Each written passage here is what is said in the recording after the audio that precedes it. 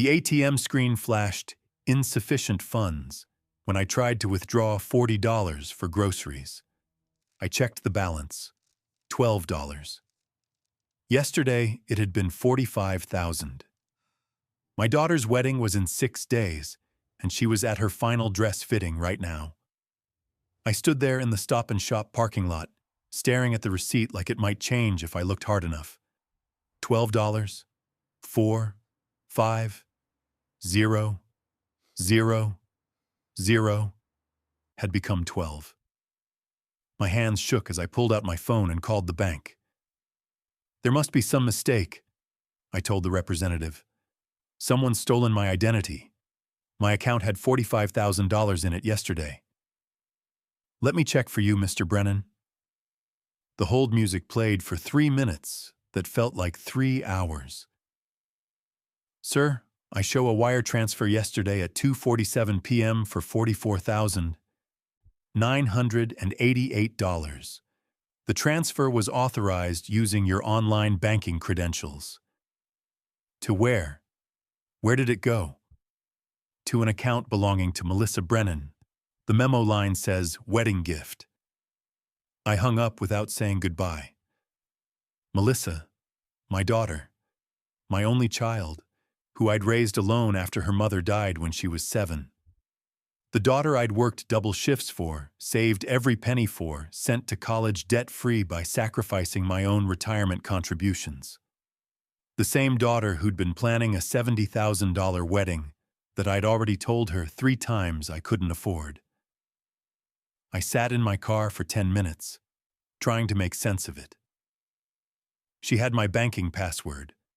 I'd given it to her years ago when I was in the hospital for surgery, in case something happened and she needed access to funds for my care.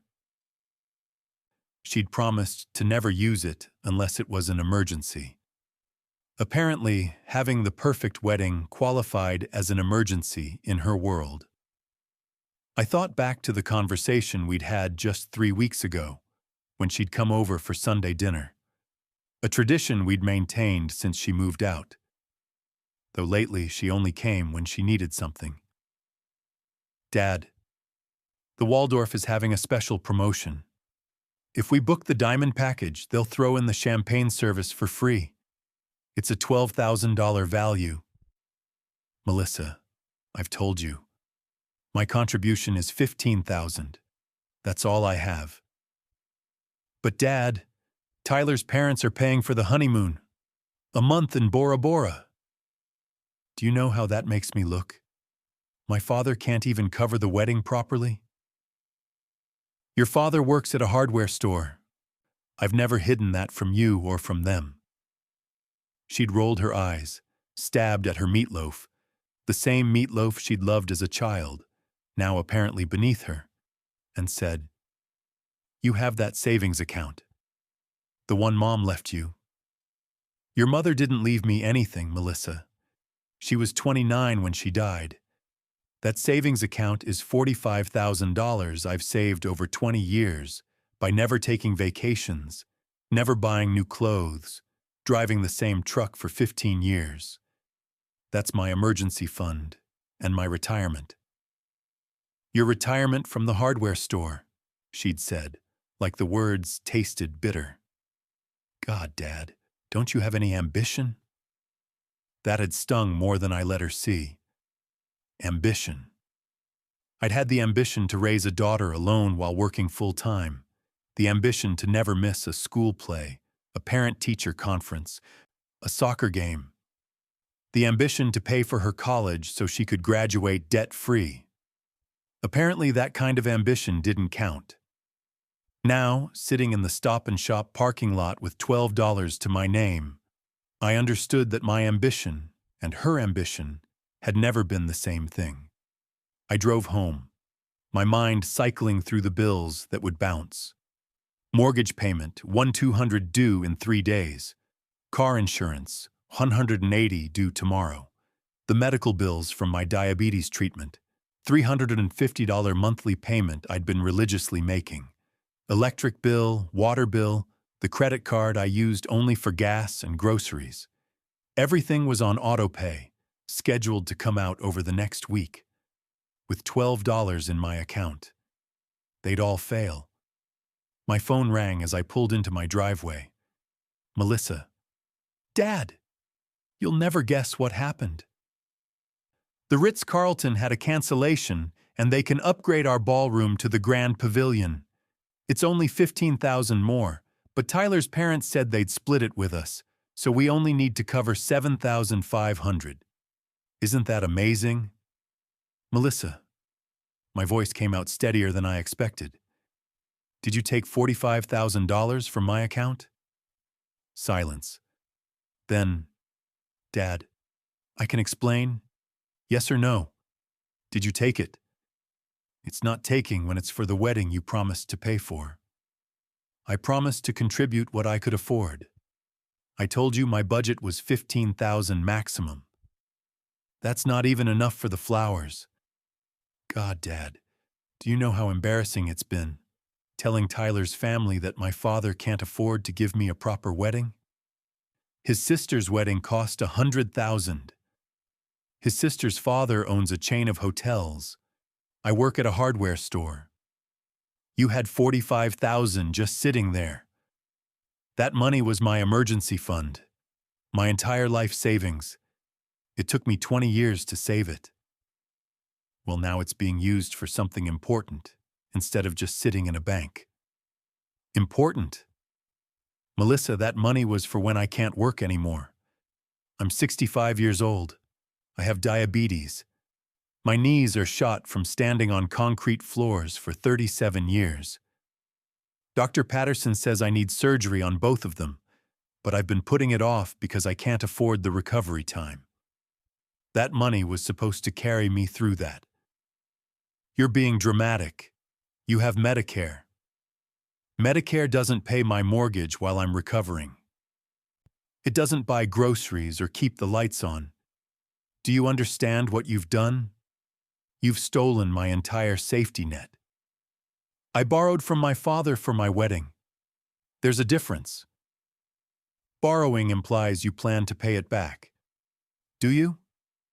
Another silence. Tyler and I will obviously help you out once we're settled. When? How much? Do you have any idea what you've done? My mortgage payment is due in 3 days. My insurance, my medical bills, everything is going to bounce. God, you're so dramatic. Just call them and explain there was a mix-up. It's not like they're going to foreclose on your house over one late payment. I thought about all the times I'd gone without so she could have. The vacations I'd never taken so she could go on school trips. The new cars I'd never bought so she could have a reliable one for college. The dating life I'd never pursued after her mother died because she needed stability. Your happiness means everything to me, Melissa, but apparently my well-being means nothing to you. That's not fair. You're right. It's not fair. I'm going to make some calls now. What kind of calls? I hung up and sat at my kitchen table, the same table where I'd helped her with homework every night, where we'd eaten thousands of meals together, where I'd taught her to write thank you notes after birthdays and Christmas. Apparently, I'd failed to teach her the difference between right and wrong. I scrolled through my phone for the number I needed. Vincent Carlisle, owner of the Ritz-Carlton where the wedding was being held. We'd gone to high school together, and while we weren't close friends, we'd kept in touch enough that he'd pick up my call. Vince, it's Tom Brennan. I need to discuss my daughter's wedding at your venue this Saturday. Tom, yes, beautiful event planned. My staff tells me it's going to be spectacular. There's been a situation. The payment that was made, it needs to be reversed. I'm sorry? The money used to pay for the venue was stolen from my account without my permission. I need you to cancel the event and refund the payment. There was a long pause. Tom, are you saying your daughter stole from you? That's exactly what I'm saying. $45,000. My entire savings. Jesus, but Tom, the wedding is in 6 days. We've already ordered the food, the flowers. I understand there will be cancellation fees. Take them out and refund the rest. I'll file a police report if necessary to document the theft. You'd file charges against your own daughter? If that's what it takes to get back what's left of my life savings, yes. Vince sighed heavily. Our cancellation policy at this point would keep 60%. You'd get back 40% of the venue cost. That's fine. Can you process it today? Tom, are you absolutely sure about this? This is going to cause a significant situation. The situation was caused when she stole my money. I'm just dealing with the consequences. All right. I'll have my accounting department process it. You should see the refund in 3 to 5 business days. Thank you, Vince. And please have your staff inform anyone who calls about the Brennan-Morrison wedding that it's been canceled. My next call was to the Claremont Catering Company. The owner, Mrs. Chen, was horrified when I explained the situation. Mr. Brennan, this is terrible. Your daughter seemed like such a sweet girl when she came in for the tasting. People aren't always what they seem. We've already ordered the specialty items, the imported caviar, the Wagyu beef, but we haven't started preparation. I can refund 70%. I'll take it. Thank you, Mrs. Chen. The band leader was less sympathetic. Look, man, we turned down other gigs for this. Best I can do is return the deposit, 25%. That's fine. The florist, a young woman named Jenny who'd started her business just 2 years ago, was nearly in tears. Mr. Brennan, I've already ordered $30,000 worth of flowers. They're being flown in from Ecuador. I can't cancel the order. What can you do with them? I could try to sell them to other clients, but white orchids and roses aren't exactly everyday purchases. Maybe I could return 50%? Whatever you can do, Jenny. I'm sorry about this. I'm sorry for you, Mr. Brennan. I can't imagine how you must feel. I knew exactly how I felt. Betrayed, foolish, broken. But mostly I felt tired. Bone-deep, soul-crushing tired from decades of giving everything and having it amount to this. Sitting in my kitchen, canceling my daughter's wedding because she'd robbed me blind. The photographer was next. He kept the full deposit, $5,000, claiming his contract was ironclad. The videographer was more flexible, returning everything but $1,000. The cake decorator, a friend of Melissa's from college, was shocked into silence when I called. Mr. B, are you serious? Melissa took your money without asking? All of it, Sarah. Oh my God, I'm so sorry. Look, I haven't started the cake yet. I'll refund everything except the cost of supplies I already bought. Maybe $200. You don't have to do that, Sarah. Yes, I do. You used to drive me home from their dorm when my car broke down, remember? You never let me pay for gas. This is the least I can do. All told, I'd recover maybe $22,000 of the $45,000. It wasn't enough, but it was something. My phone exploded with calls and texts from Melissa. I didn't answer any of them, but I did listen to one voicemail. Dad, what have you done? The Ritz just called and said the wedding is canceled. Tyler's mother is having a breakdown. His family flew 20 hours from Singapore to be here. How could you do this to me? This is my wedding, my special day. You've ruined everything. I will never forgive you for this. Never. How could I do this to her? The irony was so thick I could choke on it. An hour later, Tyler showed up at my door. He was a good-looking kid, investment banker, came from money. I'd always liked him well enough, though I'd wondered what he saw in my daughter beyond her looks. Now I wondered if he knew who he was really marrying. Mr. Brennan, there has to be another way to handle this. Did she tell you what she did? He shifted uncomfortably, loosening his designer tie. She said there was a misunderstanding about the wedding budget. A misunderstanding. Is that what she called it? She stole $45,000 from my account. My entire life savings, without asking, without permission, stole it. Tyler's face went pale. 45,000? She told me you'd agreed to pay for everything. She said you'd been planning this for years, that you had a special wedding fund set aside. I agreed to contribute 15,000. That's all I could afford. She knew that. But she's been planning this wedding for 2 years. The venue alone is 30,000. The dress was 12,000. 12,000 for a dress? I couldn't hide my shock. She told me it was 3,000. Tyler sat down heavily on my porch step, his head in his hands. My God, what else has she lied about? That's a question you need to answer for yourself, Tyler. She told me you had a large inheritance from your wife's family, that you were just careful with money, frugal by choice, not necessity. My wife was a school teacher from Iowa. Her family had nothing. I've worked at Brennan's Hardware for 37 years. Started as a stock boy, worked my way up to assistant manager. Melissa knows exactly what our financial situation has always been. I'll pay you back, Tyler said suddenly. Every penny. I'll write you a check right now. That's generous of you, Tyler, but this isn't about the money anymore. It's about who my daughter has become, and whether you really want to marry someone capable of this.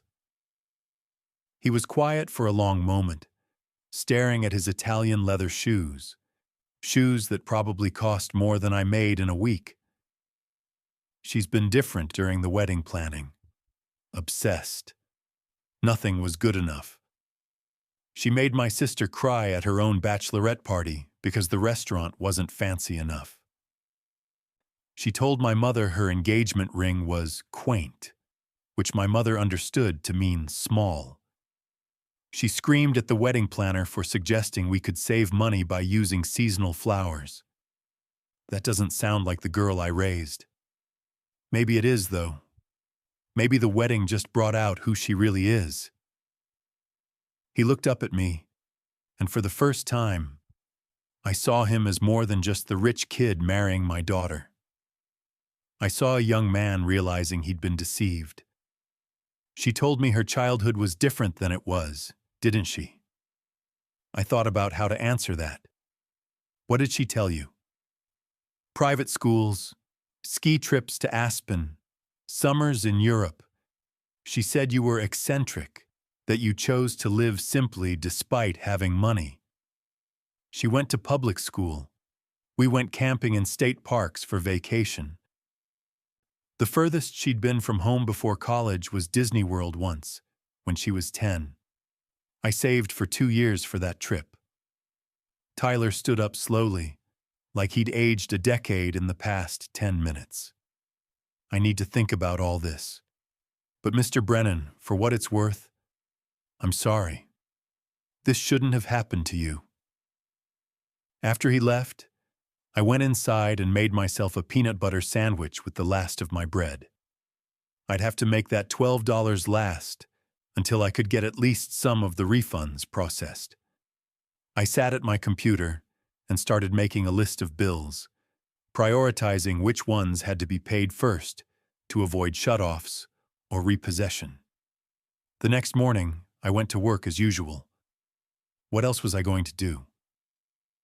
My manager, Pete, took one look at me and pulled me aside.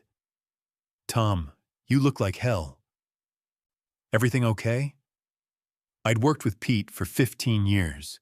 He was a good man, fair, understood that retail workers had lives outside the store, so I told him everything. Holy Christ, he said when I finished. Your own kid did that? She did. You need time off? Need to deal with this? I need the hours more than ever now. But Pete, I might need to pick up extra shifts if any are available. Done. Henderson's been wanting to cut back his hours. You can have his Tuesday and Thursday evening shifts if you want them. I'll take them. I was restocking paint supplies when my phone rang. It was my sister Janet calling from Florida. Tom, what the hell is happening? Melissa just called me hysterical, saying you've lost your mind and canceled her wedding out of spite. Is that what she's saying? She says you're trying to control her, that you've always been jealous of Tyler's family's money, that you're punishing her for falling in love with someone from a different social class. I laughed, actually laughed, standing there in aisle 7 between the primer and the wood stain. Janet, she stole $45,000 from my bank account, my entire life savings. Silence. Then, she what? I explained everything. When I finished, Janet was crying. Oh, Tom, oh my God, that little... I can't even say it. How could she do that to you, after everything you've done for her? I keep asking myself the same question. Is there anything I can do? I have maybe $5,000 in savings. No, Janet, you're on a fixed income. I'll figure this out. What about the wedding? There is no wedding. I've canceled everything I could. I'll get back maybe half the money. Good. Let her explain to everyone why there's no wedding. Tom, I'm so sorry. Margaret would be horrified. Margaret, my wife. Dead 23 years now, but I still sometimes turn to tell her something, still reached for her side of the bed in the morning. What would she think of what our daughter had become? That evening, Melissa came by with her spare key while I was still at work. When I got home at 10 p.m., after working a double shift to cover for someone who'd called in sick, I found her note. Dad, I can't believe you've done this to me. You've ruined my life. Tyler's family thinks I'm a thief. The wedding is off. Tyler won't even talk to me. He's broken up with me over your selfishness. All my friends know what happened because you couldn't keep your mouth shut. I'm humiliated. My entire future is destroyed because you care more about money than your own daughter's happiness. I hope you're satisfied. You've lost a daughter over $45,000. I hope it keeps you warm at night. Don't try to contact me. You're dead to me. She'd taken her things, the childhood photos from the walls, her mother's jewelry box I'd saved for her, even the quilt her grandmother had made. The house felt emptier, but also somehow cleaner, like an infection had been drained. Tyler called that evening. I ended it, he said simply. Not just because of the money, but because of how she reacted when confronted. No remorse, no acknowledgement of what she'd done to you. She actually said you were selfish for not understanding that her special day was more important than your retirement. I'm sorry, Tyler. You're a good man. You deserved better. So did you, Mr. Brennan. For what it's worth, my parents want you to know they're appalled by what happened. My mother said to tell you that if you need anything, I appreciate that, but I'll be fine. I wouldn't be fine, of course. I'd probably never be fine again. But that wasn't Tyler's burden to carry. Over the next 2 weeks, the refunds trickled in. Final total, $22,300. I set up payment plans for the bills that had bounced, took extra shifts at the store, and started rebuilding. It would take years to get back to where I was, years I didn't have many of. Word got around town, as word always does in small places. Some people were sympathetic. Others whispered that I must have done something to drive Melissa to desperation. But most people who knew me, who'd watched me raise that girl alone, understood the truth. 3 months later, I was working the register when a familiar face walked in. Melissa's best friend from high school, Amy. Mr. B, she said quietly. How are you? I'm working, Amy. Surviving. I wanted you to know. Melissa reached out to me. Wanted me to take her side. When I found out what really happened, I told her she was lucky you didn't press charges. She said you'd destroyed her life out of jealousy. And you said? I said she'd destroyed her own life out of greed. Mr. B, you drove me to the hospital when I broke my arm, and my parents were out of town. You taught me to drive when my dad was too impatient. You don't have a jealous bone in your body. 6 months passed. I heard through various sources that Melissa had moved to Chicago, gotten a job at a marketing firm. She'd blocked me on everything: phone, email, social media. It was like she'd decided I was dead to her. On what would have been her wedding day, I worked a double shift at the store. A young couple came in looking for paint for their first apartment. They were clearly on a tight budget, calculating every penny, debating whether they could afford the good primer or should go with the cheaper option. Get the good primer, I told them. It'll save you money in the long run. And here, I wrote up a discount code. Friends and family rate. 30% off.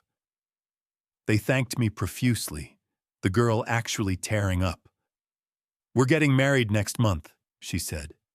Just a small ceremony in my parents' backyard. Every penny counts. Congratulations. A backyard wedding sounds perfect. My mom keeps apologizing that they can't give us a big wedding, but honestly, we just want to be married. The party doesn't matter. I thought about that conversation all day. That young couple understood something my daughter never had. That love wasn't measured in dollars spent or impressions made. It was measured in respect, in consideration, in putting someone else's well-being equal to your own. A year later, I got a letter. No return address, but I recognized Melissa's handwriting. Dad, Tyler married someone else, a teacher. They had a small wedding at his family's house. His mother sent me the photos to hurt me, I think. It worked. I see now what I threw away. Not the wedding or the money, but you. I'm not asking for forgiveness. I know what I did was unforgivable. I just wanted you to know that I understand now. I understand what I cost you, and it wasn't just money. It was trust. It was love. It was the relationship we could have had for the rest of your life. I'm working 2 jobs now to pay off the credit cards I maxed out trying to maintain the lifestyle I thought I deserved. Every month when I make those payments, I think about you working double shifts at 65 because I stole your retirement. I'm sorry. It's not enough, but I'm sorry. There was no signature, no way to respond even if I'd wanted to. And truthfully, I didn't know if I wanted to. The daughter I'd raised, the one I'd sacrificed everything for, had revealed herself to be someone I didn't recognize. Or maybe I'd just been blind to who she'd always been, love clouding my judgment. I still work at the hardware store.